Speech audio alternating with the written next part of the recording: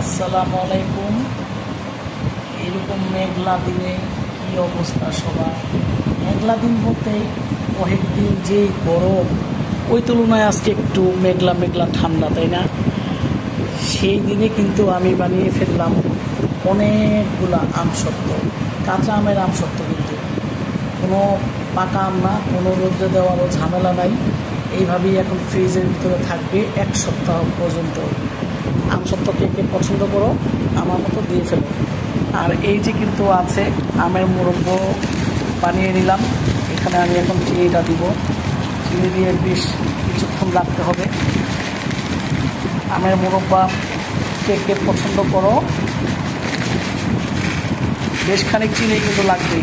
চিনি নিয়ে কিন্তু কোনো রকম কৃপণতা করা যাবে না, তাহলে কিন্তু হবে না।